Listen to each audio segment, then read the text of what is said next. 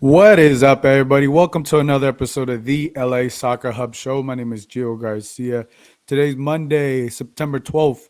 We're pre-recording this podcast episode. Got a lot going on. I still want to get the content out, but had a pre-record today's episodes, just with everything going on. So we're gonna start talking LAFC, man. LAFC had a tough game. They ended up losing 2-1 to FC Dallas.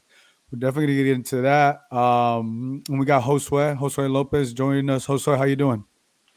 Thanks for having me. It's always a pleasure to be here, and it's going to be interesting to discuss this. LAFC is not living its best moment. The top of the Western Conference is not on jeopardy, but the Supporters Shield is on jeopardy, and let's see what happens. Philadelphia is doing pretty well. LAFC is losing level in the most important part of the season, and I will be happy, as always, to discuss that throughout this show. Yeah, look, and you're right. It's a tricky situation right now for LAFC. They're currently not. They're trending the wrong direction, right? They've only won one out of the last five games, and that's not a good thing. And that one was against RSL at home. And look, Dallas, the state of Texas has not been kind to LAFC. They lost all three Texas road games. On the road to Austin, we know the Dynamo, and now FC Dallas. So it's a very tough stretch for LAFC. And let's talk a little bit about this game because it was a tricky game. I was able to watch a little bit of the first half. I was in and out. Had a very busy weekend, but I ended up catching the highlights. Let's talk about what this game. Let's talk about this first half. What were your thoughts on this first half? We know Ryan Hollingshead ended up getting that red card early in the game. I don't want to sit here and blame the referee on everything. The first responsible on the loss is the team itself, and players and coach recognize that on the press conference. But that was not a red card for Ryan Hollingshead. It was a clear chance, but a yellow card wouldn't be fair. I was mentioning before the show, they are bringing these referees up from overseas and to test them for the World Cup. And if this is gonna be the level that they're gonna bring on Qatar, I'm afraid. Bar is supposed to help to the to help the referees, but is making things lower. And at the end of the day, the decision is on them. The referee was terrible in both sides. But first that.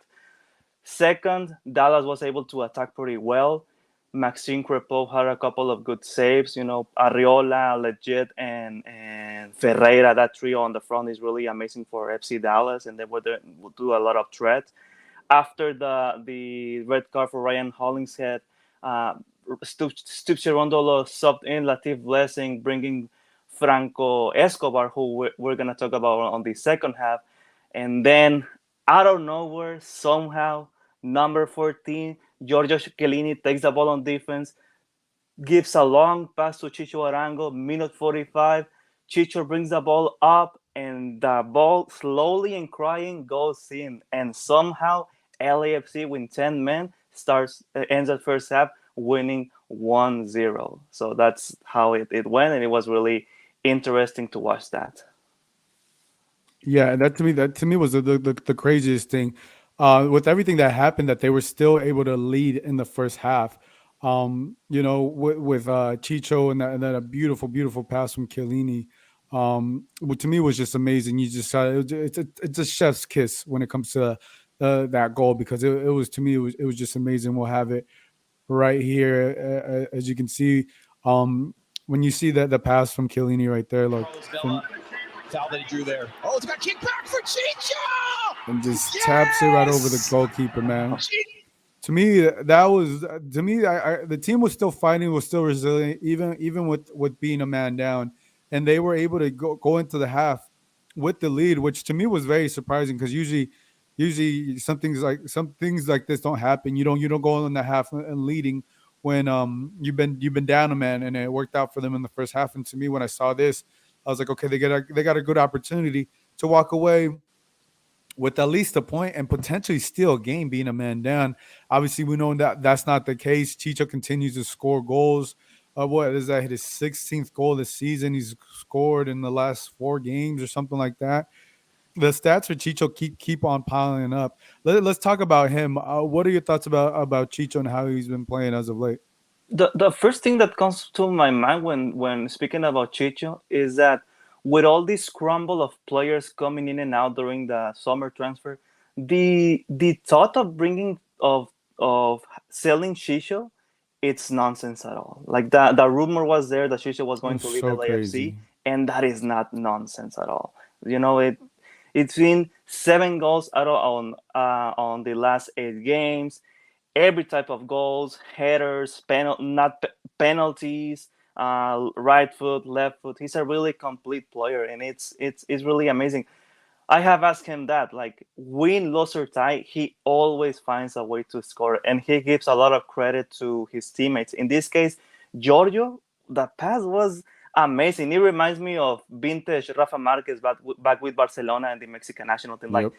if you have that as a defender, the capacity to give those long passes, that what has you on the other level. And LAFC has a privilege to have that in Giorgio Chiellini and have a striker with such efficiency like Chicho Arango. Win, lose or tie, Chicho will score no matter what Yeah, the Chicho result was is. scored in his 4 straight games. I was just looking at that 4 straight games that he scored Mm. a goal. He has 16 in total.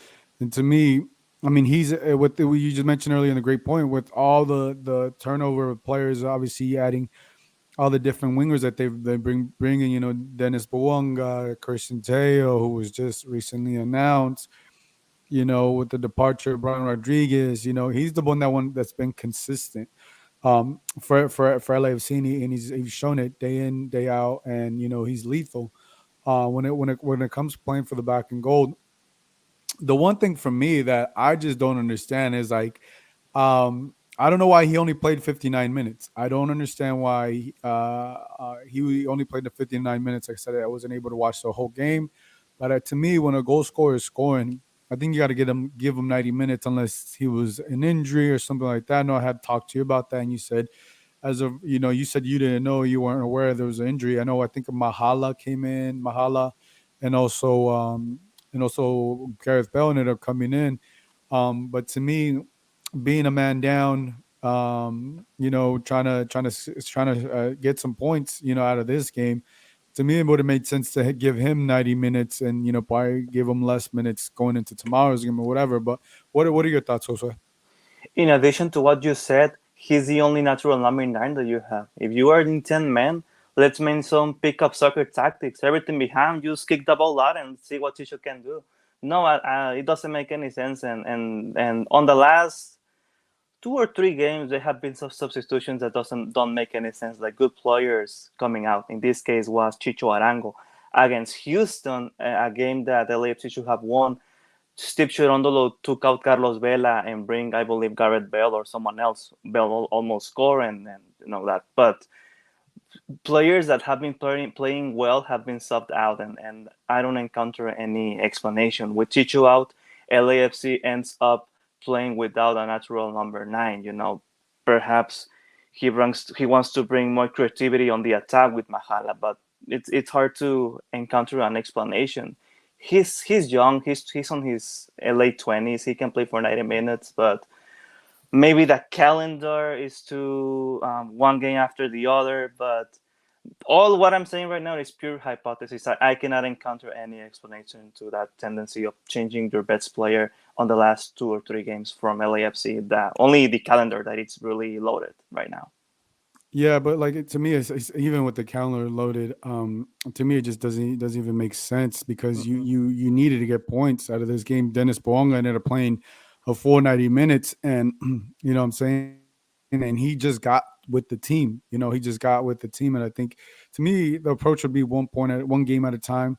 Try to get at least one point out of this. I think it was very feasible to get at least 1 point. I know, being down a man, it would have been probably harder to probably even get a tie. But like, I mean, the first goal for FC Dallas doesn't come into the 70th minute, and I feel like we'll talk about that goal, but I feel like even in the 70th minute, you got about 12 minutes left in the game, and plus obviously stoppage time. I think 12 minutes in the game, you can still somewhat force a win. And I think Chicho in this game was a bigger threat. Gareth Bell didn't really do much. It's hard for I didn't really see too much of Mahala. But what were your thoughts on Gareth Bell? Because I know he did come in for Carlos Vela, but it just seems that he hasn't been able to impact as of late, he hasn't been able to in this tough stretch. He hasn't been able to impact the game in a positive light. And I think we're expect to me at least I was expecting. I know the season's not over, the year's not over for LAFC, but at this point in time, I was expecting a lot more from Gareth Bell.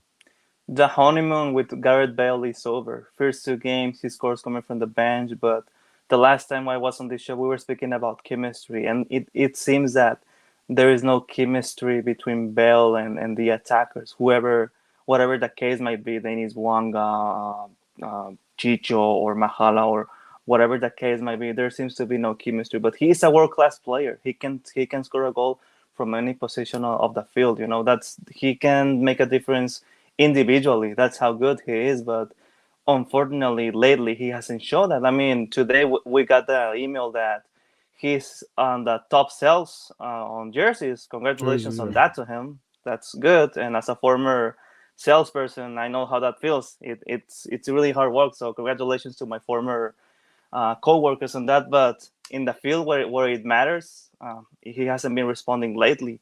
Let's see what happens in that regard. Let's see if he plays against Minnesota from the beginning or from coming from the bench. But this is no time to experiment. Steve said that the other day on the press conference, and Gareth Bale hasn't been very efficient lately. So now all the criticism with the golf courses is going to start to come because he hasn't been performing that well. Yeah, he hasn't been performing, and I think to me, not just the just the performance, but it's like, dude, you're a big name. We expect you to, one way or another, be dominating the league. Dominating the league, and I know it takes some time, but I haven't seen. I mean, I know he's scored goals, but like he looked so bad against against Austin FC, and since that game, I don't think he scored. He scored or impacted the game in any way. And it's weird to say that because this is Gareth Bale, and I kind of almost wonder.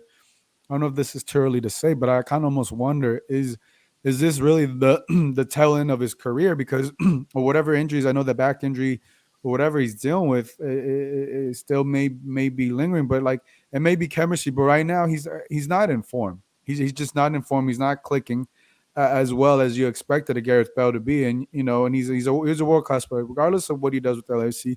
He will have a successful career, right, when it's all said and done. But as of right now, and what he's doing with MLS and what he's doing with LAFC, it's not been good. Because we expect great things from great players. He's a superstar. He's arguably the best player, quote unquote, off of talent in the league, but he's just not showing that. We're not seeing that from him. And I think right now, if you're LAFC, if you're LAFC fans, you got to feel a little bit of disappointment because even being down one man, I think when you with all this star power that they have and everything, you could still potentially in this game you could have potentially salvaged one, at least got away with 1 point. But I think all that the form, the chemistry not being there, we're starting to see it, and they've only won one of the last 5 games. And the one game that they won, it's at home, and then they've lost all three. Well, it was all 4 road games, and then they go on the road tomorrow against Minnesota, and it's not going to get any easier playing out there. So I kind of just wonder how this team is going to bounce back, how they're going to be able to bounce back from this. Because look, the good thing is that they got they're probably going to get a home field advantage when it comes to the playoffs, right? Well, they're making the playoffs no matter what. But the thing is, the other thing to this is the supporter shield. Now they're 3 points behind Philadelphia, and I think to me it gets very very tricky moving forward because if you're not consistently playing these last 5 games, you don't got the momentum to go into the playoffs, and you got to start asking all these questions. And a lot of the playoffs and all these things is all about confidence. If you're a championship team, you can overcome these things right now, but they're so new. You got world class players like Chiellini, Gareth Bale, and obviously Carlos Vela and Chicharrongo, but they don't have that chemistry and that grit just yet. And I kind of wonder if it's a lot going on right there with them. No, Chiellini is amazing. I haven't been in love with a number 14 player since Chicharito scored against France in South Africa 2010. Like it's amazing the things he can do on defense. But what worries me at this point is that there is not a starting 11. For the next game, two of your fullbacks are out. Palacios, I believe, is out, and obviously Yeah, Palacios is out because of yellow card accumulation, and Ryan Hollins had because of the red card. On the midfield, there has been a lot of changes. Ilya and Latif are and C4 are constant, but no, the position between Latif and Acosta is a question to ask. And the front three, Chicho is a must. Bella doesn't play 90 minutes anymore for some reason. It's something that I would like to find out later. But you don't have a starting 11 at this point of the season. Is something that you need to have. At least five of your players have to be certain for sure. The only certainty that I encounter is Maxime Crepeau, one of the best goalkeepers in the league. Which, interesting fact, he's gonna face against Minnesota his Canada national team teammate Sinclair. So it's gonna be a battle between two World Cup Canadian goalkeepers. Um, Murillo and Chiellini on defense, that's a certain. Ilie and Chicho and Bella, those five players, but everything else is very questionable, and that's something that you need to be certain at this point of the season, that is the playoffs. You don't have a starting 11 yet, and that's something that needs to be done already. You make a very, very great point. Because who's going to be a starting right back? It could be Escobar, but who's going to be a starting left back, right? I think that's a bigger question. Who is you going to throw Latif back there? Who you going to throw? You're going to throw Eddie Segura. They may play with three center backs, quote unquote, and then one and then Escobar either right or left back, because I think they've done it before. And you make a great point. They don't have a solid starting 11. It's crazy to say that they don't. We can't lock down a starting 11 for LAFC, and that's crazy. Look, we should mention the ref, the PKs, like you mentioned earlier, like the foul on Ryan Hollington potential question. Also the quick start, where Jesus Ferreira got his first goal. I thought that was so weird. I thought that was so weird. That was such a quick, start, and then you gotta go off of that. To me, I could definitely see them feeling cheated off of that first goal by Jesus Ferreira. The refereeing wasn't the best. We could say that, but at the end of the day, LAFC has enough. No one's gonna feel bad for LAFC, right? Even if because of all the talent that they have and everything, they've been in first place and all that, all those. But you have every right to feel that you got cheated in some way in this game. But even with them being cheated, if we want to say, if that's the right word, LAFC could have got those points, could have got that. And right now, with not knowing the starting 11, with not winning on the road, with not having those two players, they're really trending in the wrong direction. And even with all the great work they did in the beginning in this year, this league, this tournament, it's all about momentum. And I think if they don't win the Supporters Shield too, I think that it's kind of like it'd be a disappointing, right? If they were to go on and win the MLS Cup, then I think you can overlook that. But I think to me, if you don't win Supporters Shield, um, I'm not saying it's going to be a bad year or anything like that, but I feel like this team is quote unquote has the talent to win everything that's left in the year to win, right? The Supporters Shield, MLS Cup. But if they don't win the Supporters Shield, I'm not saying it's a must, but if they don't win the Supporters Shield, like you know how how talent like how strong is this team really? If they're able to come back and tie against Philadelphia, if they win tomorrow's game, right, they'll be back at 60. They'll be up at 63 points, tied with Philadelphia. But I think there's a little bit of question of concern if they're not able to finish out the year and win the Supporters Shield as well, or win the Supporters Shield. Excuse me. I'm not a mathematician whatsoever or pretend to be one, but I believe it's both Philadelphia and LAFC win their games, the goal difference is gonna favor Philadelphia. They score like 4, 5, 6 goals per game. It's crazy to see. But yeah, winning the supporter shield does matter. Imagine being in a race, you're in the first place the whole race, and then at the last lap, you start to crumble and then move around, and then other vehicles go over you, and then you go to second and third place. That's how LAFC season looks like. They have been on the first place, dominating and a lot of the season, and then at the last minute, they might lose the supporter shield, and that's going to affect them psychologically. And this team does have the potential to play on the MLS Cup final, but maybe that's going to take place on Philly or somewhere else. I don't see any other team on the Eastern Conference hosting the final. But yeah, and LAFC needs to put their stuff together, stop defining a starting 11. You know, players who do play well, maintain them on the field, like Chicho and you know, I still have the question if Carlos Vela.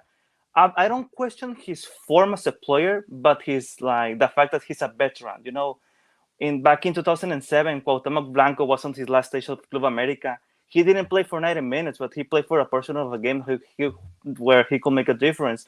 Right now in Manchester United, we see it with Cristiano Ronaldo. He doesn't play 90 anymore, but you know we know what he can do. Maybe that's why Carlos Vela doesn't play 90 minutes anymore. That's something that I would like to know. But yeah, so like you take out Carlos, you bring Christian, you got Dennis, you have a lot of talent. It mustn't be easy to put that talent together and work it for the benefit of the club, you know? Yeah, and I think those situations are a little different to Carlos Vela. I just feel like they're still trying to figure out what they're doing. It's kind of weird that they're trying to figure out what to do with everything with 4 games. Well, after tomorrow, there's only gonna be 3 games left. You know, it's Minnesota, Houston Dynamo at home, Portland on the road, and then Nashville back at home. Portland, oh, look, Minnesota, look, like, all 4 games are gonna be hard. Let's put it that way. They all four games are going to be tough, right? You got 2 away and 2 at home. You know, Minnesota away, Houston Dynamo at home, Portland away, and then Nashville at home. That game's going to be very very tough. And Nashville is fighting for playoff position as well. You know, they drew against the Galaxy yesterday, or excuse me, over the weekend. And you know that game's not going to be easy for them. So it's very difficult. When we look at the standings right here, LAFC 60 points, in first place in the Western Conference, and then Philadelphia overall with 63 points. Yeah, and right now you see right here goal differential. The goal for they got 68 goals for and 22 goals against. The goal differential is massive, yeah. And then LAFC has 46 goals for and 34 goals against.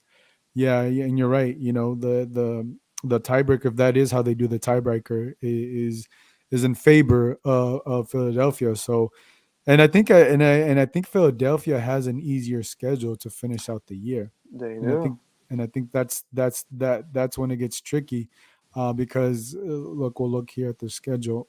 They only have, they just smashed Orlando City 5-1. They got Atlanta, who's not that good.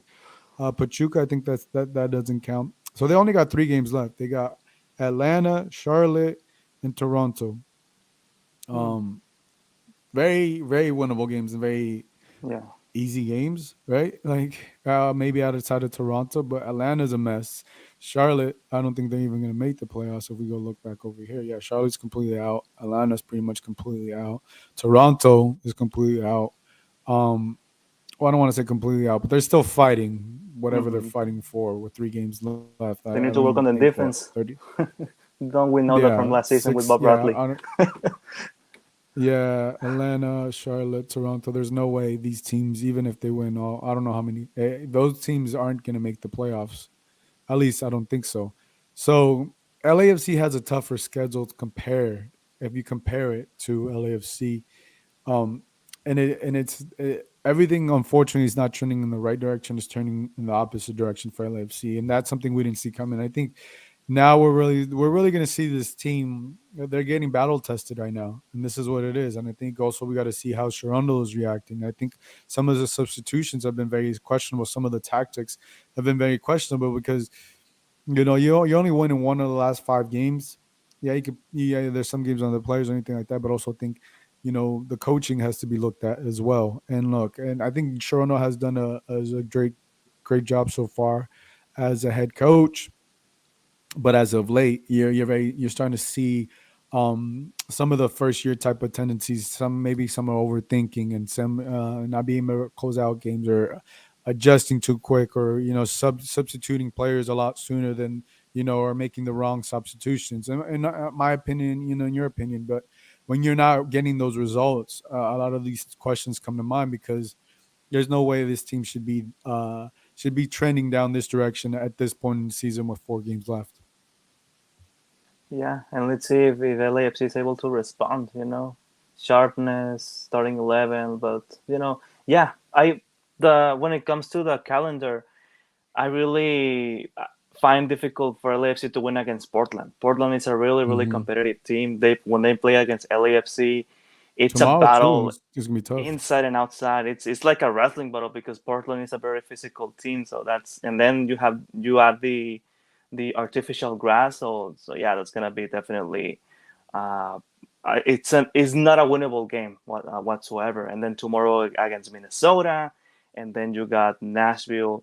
The most winnable one out of these four, I think, is Houston because when they play against Houston abroad, that LAFC should have won that game, but their goalkeeper was really great, and LAFC was not very efficient on front. But yeah, the only winnable game that I encounter here is against Houston, and perhaps against Nashville, given that supporter shield is gonna be taken by that point, hopefully, or Nashville is already qualified to the playoffs. But let's see what happens on the following four games. It's gonna be really interesting to watch. Well, yeah, I think for me, even though those last four games, or these last four games after tomorrow, or last three games after tomorrow, I think tomorrow's game is gonna be tough because Minnesota is also still fighting for a playoff Mhm. position. Minnesota, Portland, and Nashville. Three of the four are definitely fighting for playoff positioning. And playing in Minnesota is not an easy game as well.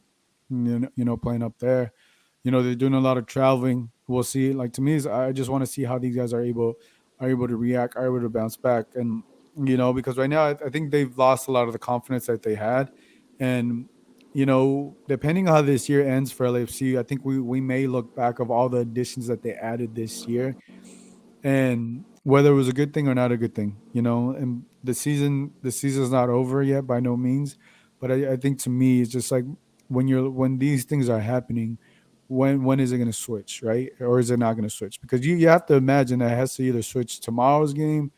You can't maybe back at home once they're at home against the Houston Dynamo, but to me you can't go into the playoffs thinking or feeling on level of uncertainty because we do know this team's history when it comes to the playoffs and when they haven't been able to fulfill because right now it's it's been MLS Cup or bust since they signed Chiellini and Bell, and now the pressure is getting for real. Now there's a lot of pressure. I think after yesterday's game, the pressure is adding on to the players, to the coaching staff. It's nothing different, but like when you start losing this many games at the end, I think it has to mount, and I know they're feeling it. Yeah, the frustration is really reflected on the first goal with Dallas. The way Franco Escobar was complaining with the referee, and then how Jesus Murillo grabbed him. I could read his lips and what like he was telling to him to calm down. And because yeah, that first yellow card from Franco Escobar was not a yellow card whatsoever either. Again, the first blame is not on the referees, but it had a lot to do because Dallas also had plays that could favor them and didn't go their way, like a goal that was called an offside. But yeah, you can see the frustration on the players on the field. The way they react to injustices, the way they react when the pass doesn't come their way. You can encounter that the way you see on the press conference, their body language is not the same. A Hmm. long time ago, I asked Elias Sanchez, regardless of the team's level, it's easier to work with 3 points, right? And he was laugh a little bit like, yeah, like Monday coffee is better with 3 points. Those 3 points are not coming right now, and working under pressure can bring either the best or the worst of you. And let's see how LAFC reacts to Steve Cherundolo's worst moment on his short history with this club. Yeah, we'll see how they react because it's not been good, like what we said so far. So we'll see if they're able to bounce back tomorrow against Minnesota. Josue, I appreciate you being on, my brother. Thank you for hopping on. Everybody that hopped on, definitely give Josue a follow. He always does a great job covering LAFC. So for Josue, this is Joe. We'll wrap things up for this side of the Black and Gold segment. Thank you.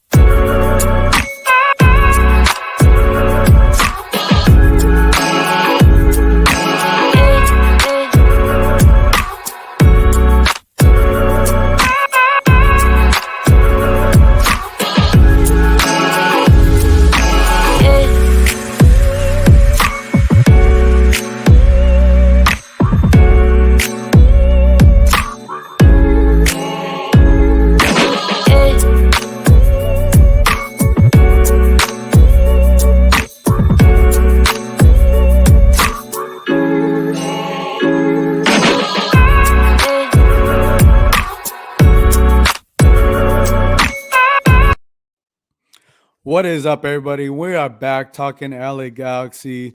It was a crazy weekend for the LA Galaxy. They ended up getting 1 point away on the road against Nashville FC. Some fans might have felt they potentially could have got 3 points on the road. But we're gonna talk about all that. Here to join me once again, we got Damian Calhoun. Damian, how you doing? Hey, doing all right. Man, how was your weekend outside the game? I don't remember the weekend. Hey, that's dang. It was a fun one. Okay. Yeah, it's been this late in the year with the soccer teams going on. It's like every day's almost the same. Really, it's like Every day's a it's party in the Calhoun household. I see. Can't wait. I can't wait till I get that barbecue invite. I want to forget some weekends. But yeah, man. Like, look, man. I think some Galaxy fans would like to forget a couple PKs if we're gonna be honest, man. yeah, Because of wow. Let me get your thoughts. Let's talk. What do you think about this game, and then we'll get into it. yeah. I mean, it's one of those games where watching it, Nashville had the early PK early with the handball. Tough call. You got Williams trying to go up, and the ball hits his hand. And then the second half, you see Javier gets a PK, and man, he misses it. But they did salvage something out of the game. I thought for the majority of the game, they were the better side. Creating some chances here and there, and they looked the better side. But then it ends up being them just clawing out a point.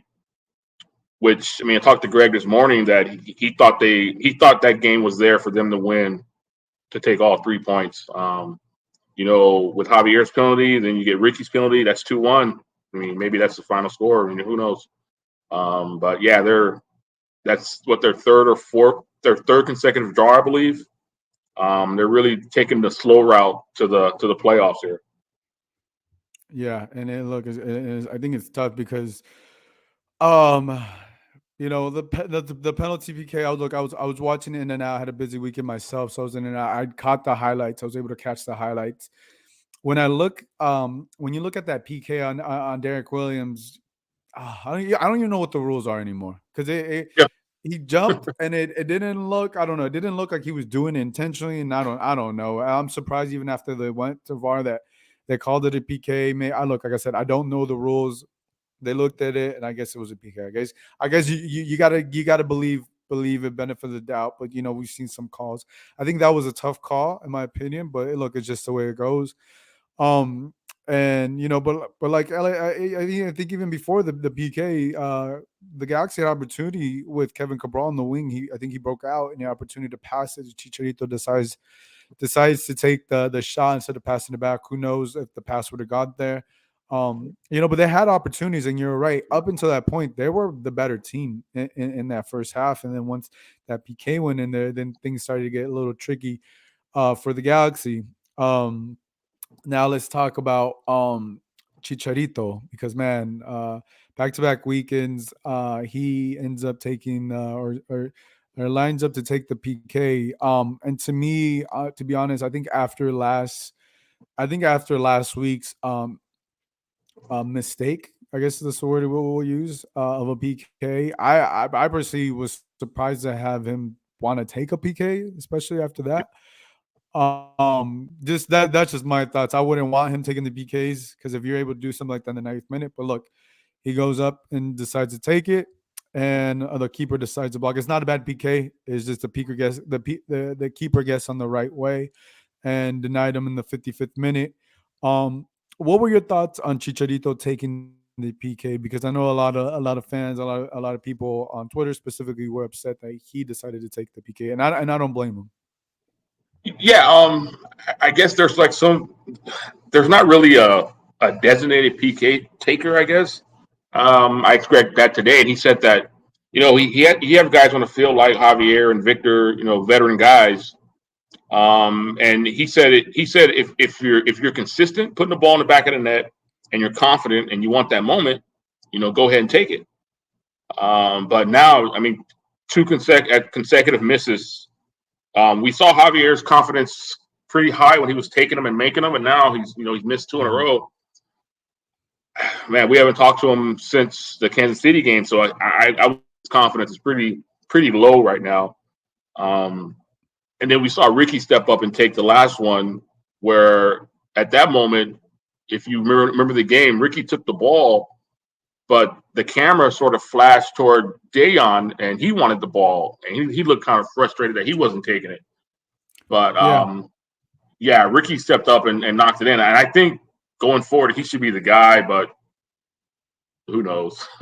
Yeah, no, I don't look, I don't think Chicharito should be taking PKs. I think someone pointed, he's 4 out of 9 in PKs. Obviously that's not a favorable stat, but outside of that, I think what he did last week, I think to me it's just to me like players make mistakes and they're able to bounce back, but I don't think this was the bounce back spot or opportunity to do so. And I think if you're a teammate of his, I think you got to recognize the situation because I wouldn't want him taking a PK after last. I just wouldn't. I would be like, no, I just that's just my honest opinion. And then I think, let me see. I think we have something here. Let me share this because on Twitter, Michele, who was at the game, he clarified some things on Twitter. I think initially it was supposed to be Vasquez taking the PK. Mhm, So if we see UVC's right here, it says the penalty sequence was Vasquez appointed one, grabbed the ball and was ready. Chicharito then asked and convinced Vasquez to give him the ball. But Brugman then tried to plead with the Mexican, but it was too late. mhm, Um, so Vasquez was appointed one, according to Michele, from Tehuane, and he was at the game. He was silent reported. Vasquez was appointed PK taker, and I think I get that Chicharito is the captain of the team, but I don't know. Like I just think as a player or a teammate, I would feel some type of way of him taking the PK. And I just to me, I just don't think he does. Chicharito does a lot of great things, but taking PKs is obviously just not one of them. And I just don't know why that happened. Look, it was good that they got the 1 point, but I don't think anybody in that locker room feels confident moving forward for Chicharito to take a PK unless it's a you're in the playoff and it happens that way.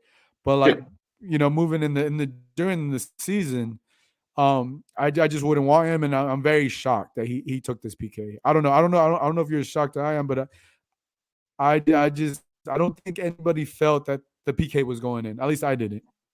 yeah. I I don't think I was really shocked that he stepped up to take it. 'Cause he's one of those guys where if he missed he missed one, and he's going to try and get back on track. Um, I asked Greg that is there like a designated guy that no matter what you're the guy, and he said no, but he said there's something that they will clarify some things going forward.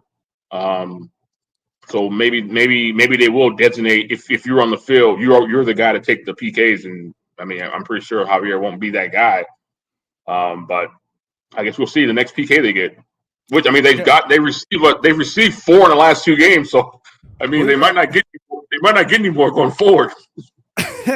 but you make a great point and ask him. But to me, I just like that should have been clarified, like especially after the game. Like, hey, moving forward, Vasquez is taking him or Ricky's taking him and all that. It's just like to me, you could have took that pressure off of Chicha. Yeah, And look, I get it. If your captain's like, nah, this is it, and like you had no way of doing it, I get it. There's players that sometimes they're like, no, I need to redeem myself and all that. But I think, look, we're not in the locker room. We're not having those conversations. But I think if it's Vasquez or Ricky, I think those guys should be taking it. Just because like right now, look, if they would have won, they would have got 2 more points, right? They missed yeah. out in the last 2 games. They missed out on Last 2 four games. points. Last two Yep. games, and I'm not gonna say it was because of necessarily Chicharito's fault. They had other opportunities to score, but when you're gonna look down deep, you're gonna look at the PKs that were missed and who missed those PKs, right? Do I Yeah. mean do I feel like Chicharito is to blame for this for the way their season's going? No, absolutely not. But like when it comes to the PKs, yeah, I think, and he even said that he's even taken the responsibility. But like I wouldn't put the whole game, but I would put those decisions, and especially the decision of him taking this PK. To me, it's just I think it's just unfair to the rest of his teammates, and I think there's other players that deserve a better opportunity, especially when every point at this point matters. Yeah, Um, let's talk about this because I mean they were able to bounce back in this game and everything and get that final PK. Riqui Puig has been amazing for them ever since he started at two this out. He's impacted the game whether it's an assist or a goal. What's your overall assessment of Riqui Puig these limited weeks he's been with the team? yeah, just a handful of games, and he's really energized the group. I forgot who I was talking to about what did he bring to the group, and he said that no, it was Mark Delgado. I asked him, does he make your job tougher or easier in the midfield? He said he makes it easier because he's just going, he's running back and forth. He's taking the ball, moving forward. He's actually marking, checking back sometimes. Yeah, he's energized the group. And it was one of those things where you wish they would have got him a couple weeks earlier. That he could have some of those games early on. They were dropping those games. I think in August, whatever. Maybe he could have impacted those. But yeah, he's really changed the group. It's you hopefully it's not too late, but he's had an impact in every game he's played in, I believe. Yeah, and it's been honestly, it's been fun to watch, and I like players that come from Europe and right away are able to kill it, and are able to, have an impact and able to put their footprint in the MLS, put their footprint in the team. In this case, Yeah, the Galaxy, because yeah, I've seen a big difference, especially in that midfield, especially how they move the ball, how they touch the ball. Yeah, and I'm with you, man. If they would have had them sooner, man, this could be potentially been some of these, mistakes, some of these things could have probably been cleaned up a little bit more for the Galaxy. And then talking about him, he put the PK. He got the game time PK. And to me, I think that was we'll look at it. It was very special, and put the team on his back to walk away with 1 point because I think you didn't want to walk away with no points. yeah, Let's if it's slow. There we go. Yeah, puts it away. It was like 98th minute there. Obviously, it, and then this is how I don't know. Like I've never seen him like even though he's quote unquote like undersized, he does you don't realize that though by the way he plays. And I think yeah. they're very special players. Yeah, he's a tough little guy. He's a little guy. You see him in training. He's a small little guy. He's a little guy, but man, he really he's sort of when you watch him when he gets the ball in the midfield before that contact comes, he sort of already has the ball, played the ball, and he moves away from his defender real quickly. That sort of keeps him away from getting chopped down or whatever. But yeah, when he gets the ball, boom, it's moving quickly there. Yeah, it's moving quicker and like similar players, like right, like Messi, right? Obviously, two different style of players, but they're both undersized players, and they know what to do with the ball. They know how to move and everything. Obviously, because they're not the biggest people, they're not the biggest players on the field, Yeah, but players like that to me are very special and very very fun to watch. All right, let's look at let's look at the remaining games left because they have 5 games, and starting on Wednesday. They'll travel to Vancouver on Wednesday. What are your thoughts on the Galaxy moving forward? Because it's 5 games left. They're on the outside looking in. At the moment, they're on the outside looking in, and they need every point to see if they'll make it in there. Because right now it's Vancouver, Colorado at home, San Jose away, Real Salt Lake at home, and then they finish on the road against the Houston Dynamo. So they have yeah. 15 points up for grabs. How you feeling about the Galaxy, and what are your thoughts? And three of those teams are below the four of those teams are below the playoff line and below them in the standings, if I'm not mistaken. So Vancouver, Colorado, San Jose, and Houston. 40 points. Greg said today that he's looking to win 3 of his next final 5, and then whatever happens in the other 2. But he wants 3 wins in the final 5. They can do it, but can they do it? That's another question too. Um, Yeah, they had great success against Vancouver out here. It was that last month, and they're going up there on turf. Lucas Cavallini still he's suspended, but they're fighting for their lives too. So they're Vancouver's on 34 points, down in 11th place. So that it's going to be a battle. I think the problem with the thing the Galaxy are facing, they will be out. They will be without Koulibaly and Raheem Edwards due to yellow cards accumulation. They both picked up yellow cards against Nashville, so that's going to see the shape probably take a different look, and then that's a different challenge going into a game where you're on turf against a team that's pretty desperate to get points. So we'll see. I mean, Wednesday short turnaround, then Saturday. So yeah, the big chance for 6 points here. Yeah, and it gets tricky right there because of what you mentioned of the standings with the Galaxy. Because if we'll look at the standings right now, obviously the outside looking in, they're in the 8th place with 40 points. Vancouver is in 11th, right?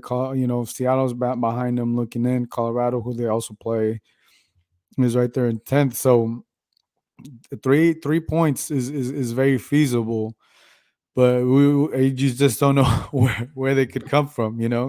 Sometimes they could come from the most obvious places, and sometimes they don't, and sometimes Yeah, and I mean there are 3 consecutive draws, and if you draw.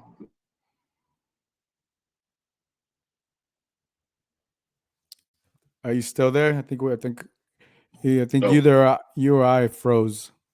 You there? yeah, hear me? Yep. I think you were frozen on my end. Oh, But go ahead. sorry about that.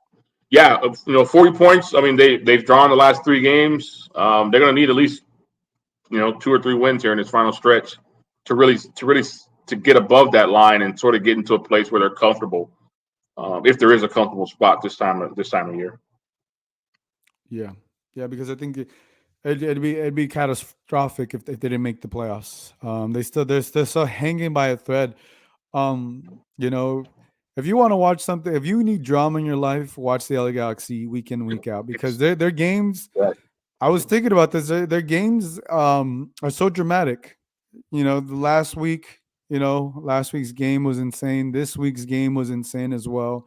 And I Yeah, have a feeling moving the last 5 games are not going to be anything different. yeah. Just go back to the Seattle game where they got the PK late. I mean, everything's late. Yeah, Everything's late. Everything's hanging on the balance. It's like, man, this is it. This is the best time of year. They're probably yeah, nervous for the players and coaches, but man, this is the best time of year for fans and reporters. Like, because you never know what's going to happen or who's going to move up. And you look at Portland. Portland's moved up to 5th place now. They were down Poland what? always finds a way. Yeah, They always find a way. Even Nashville, yeah, they're up in 4th. yeah. Nashville moved up to 46. So there are wins out there. Galaxy just got to find a way to put in a consistent 90 minutes. And Yeah, and I think that's the tricky thing, right? Because there was a lot of movement with the formation and everything going into this game. Um, I think we saw. What'd you think of Caceres? Obviously, the newest signing for the yeah, Galaxy. I thought he looked okay the first half. There were a couple late chances that he came back in on and disrupted things. Um, Formation wise, Greg didn't really. I mean, he said it looked like a 3. I don't even know what it was really because Yeah, um, because he yeah, had 3 center backs in there. he had 3 center backs on the back line. Yeah, and he had Edwards. Edwards was getting forward a lot. And then Cabral was on the other wing. So because since Araujo didn't play, you really had one fullback going forward really with Cabral. So it was kind of interesting. Then things changed in the second half there. But yeah, it seems like he's adjusting on really from half to half really what he thinks is best for this group, at that time. Yeah, and I'm still surprised to see Cabral in the starting lineup. I'm flabbergasted, Damien. Flabbergasted. That's my new word. Just Yeah. to see him. It's I it's don't it's know. it. it's at the point when he does something amazing, we're shocked, and then I don't think we should be shocked from a DP, but it's just the way it goes, and we'll see because you know, I think you and I would like to see this team make the playoffs. Obviously, I don't think we root against them, but it's just like everything we've seen, we're like, is it gonna happen? Is it not? And like I said, week in and week out, the games are entertaining. Yeah, If you're watching the Galaxy games, they are entertaining. They have a climax, they have an end, they have a starting point, they have everything involved. It's just crazy how their games have been. Just crazy how the games have been. Let's talk about excuse me. Let's talk about the defense because they only gave up one goal, and for the most part, you give up one goal. It was a PK. yeah, You didn't give up a goal from the run of play, which is good, right? The PK is just PK. What were your thoughts on the defense? yeah. I think they've been solid the last, at least through this unbeaten stretch that they've been on. They've been solid back there. The one goal against Nashville, 2-2 against Kansas City. I think there was a PK in either Toronto or Kansas City as well. I'm not 100% sure, but yeah, they've been solid back there. If it's Koulibaly and Williams, Edwards, Araujo, and you throw Caceres back there, uh, and then Delgado and Brugman in the middle. I mean, they've been solid all the way through. They haven't really given up a lot of chances, really. There were some breakdowns against Kansas City, but other than that, I think they've been pretty solid back there when they really need them to be this time of year. Yeah, and I mean, it's looking. I mean, this game looked better for them defensively. I think if you can have another standout performance and continue to do so, regardless, I think you just got to get these wins or got to get positive points. The good thing is in the last what 4 games was it? Yeah, in the last one, not even in the last 6 games. Let's see, one, two, three, Yeah, four, five, 6 games six, unbeaten, 6 games unbeaten. So they're getting points. but only They're not one win. but only one win. That's they're not dropping points, but they're not getting No, I'm all the sorry. I'm sorry. I'm points. sorry. 2 wins. I'm sorry. Two Two wins. wins, two Two wins. wins. Yeah. Did Yeah. we Sorry miss about one? Yeah, yeah.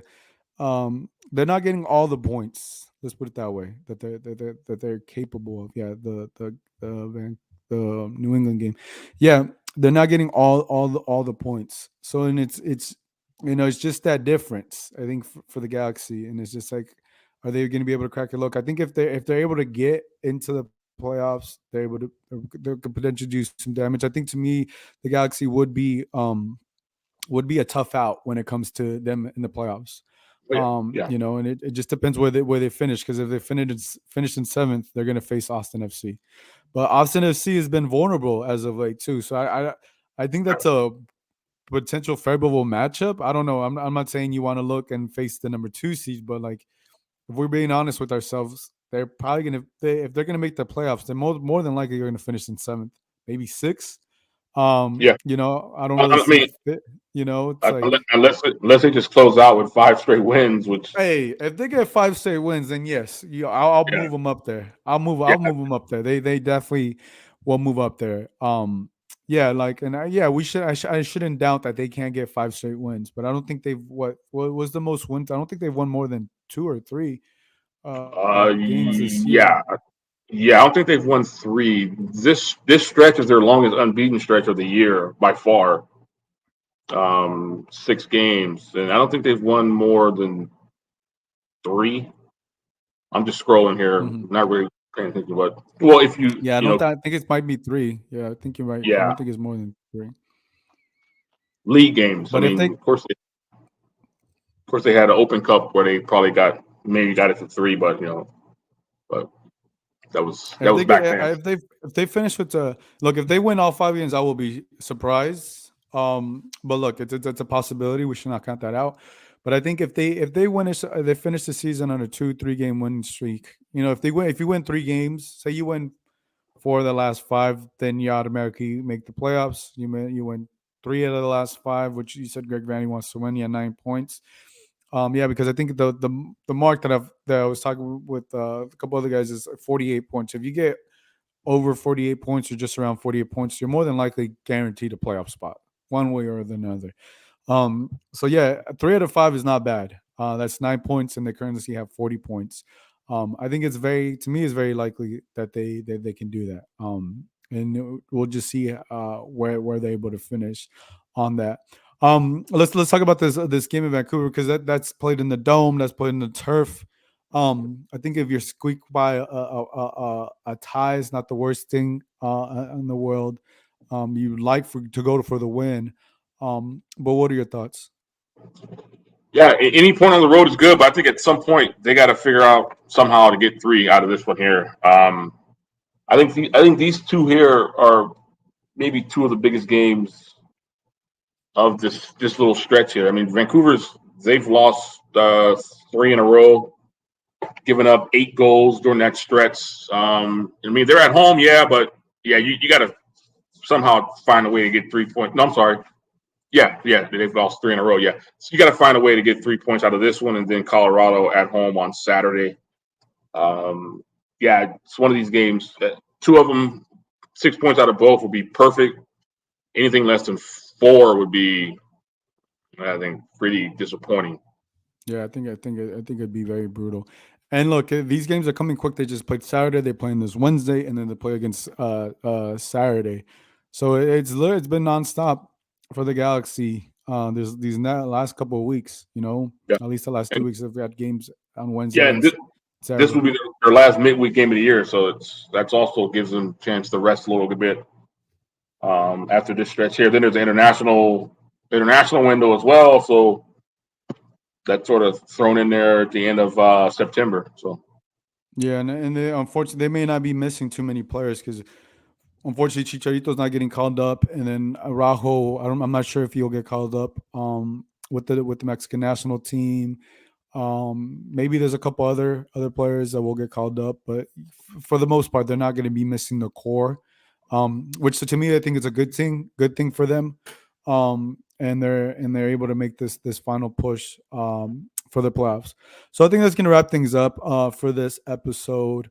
Look, we'll see what happens this Wednesday. What happens Saturday? Like Damien said, 2 winnable games this week for the Galaxy, and I think it's gonna be a very very good one. Had to pre-record this show. Had a lot going on this week and today.